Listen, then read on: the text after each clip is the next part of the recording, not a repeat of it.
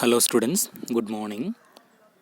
We have been discussing the lesson number 2, P block elements. So the introductory part we are going to complete the general trends in the properties of the elements we have been discussing.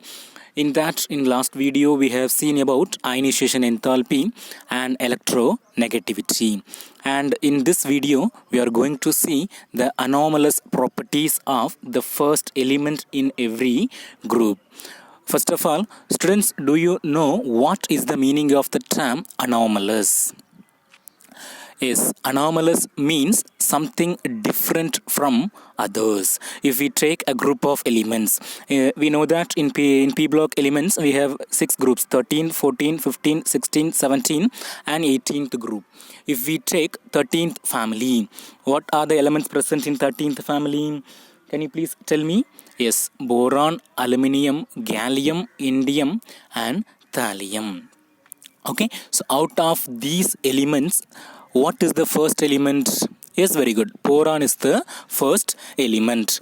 And the properties of boron will be somewhat different from that of the remaining elements. So that property of boron is called as anomalous behavior, or we can say anomalous property. Is it clear what is anomalous? Something different from a group, or we can simply say it is an odd one. Okay, so about that we are going to see what are the factors responsible for this anomalous nature of a particular element. Okay, in P block elements, the first member of each group differs from the other elements of the corresponding group. This I just now I told you. Okay, the first element generally differs in properties from that of the remaining elements. Okay, this is very important question, students. It can be asked in either 3 mark or 2 mark.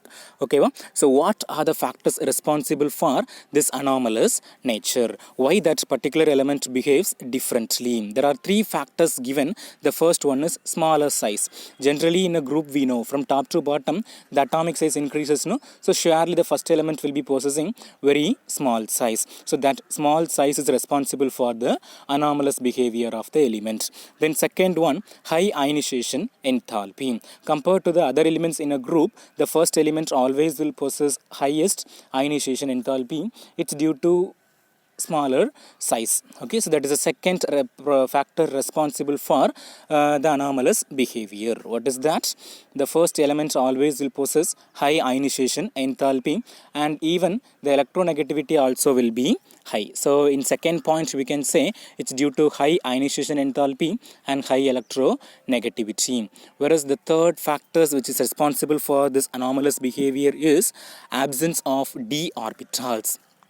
When we come down the group, boron and aluminium will not possess d orbitals, whereas the remaining elements will possess d orbitals. So boron doesn't have d orbital. That is also a reason for this anomalous behavior. Students, can you please repeat me what are the factors responsible for the anomalous behavior?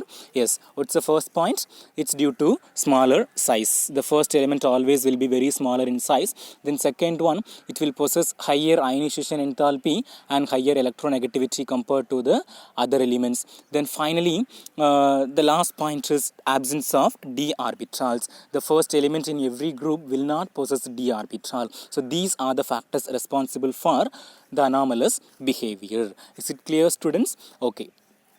Now the examples are given. Let us take the 13th group, that is boron family. Once again, can you please tell me, students, when you study the elements, you repeat again, okay? Then only you can study the elements, okay? Okay, so boron family elements, boron, aluminium, gallium, indium and thallium. Okay, first we are going to see the metallic property. This we have completed in the former video. Okay, so in boron family, only the boron is a metalloid, whereas the remaining elements are reactive metals. So this itself implies that the first element of the boron family is different from that of the remaining elements. Okay, students, boron is a metalloid, whereas the remaining elements are active metals.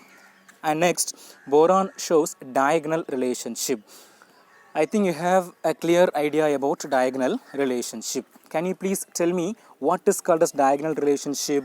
Yes, the similarity in properties between the first element of the first group and the second element of the second group is called this diagonal relationship. Those two elements will be possessing similar properties. So likewise, if we see in the p block elements means the boron isn't diagonally related with the silicon, that is from the carbon family.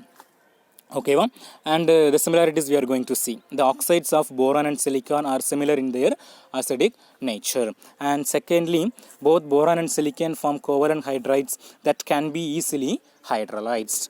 Then, except boron trifluoride, the halides of both elements are readily halides means we know. Okay, what are called as halides? If any element react with halogens. Halogens means fluorine, chlorine, bromine and iodine. So the resultant compound will be called as halides. So except boron trifluoride, except BF3, the remaining halides of boron and silicon can be easily hydrolyzed. Okay, students. So this is called as anomalous properties of the p block elements. Okay, what is anomalous property? The first element of every group different from that of the remaining elements of the same group, and the factors responsible for this anomalous nature is smaller size, high ionization enthalpy, high electronegativity, and finally absence of d orbital. Okay, students, go through this video and learn well. Thank you.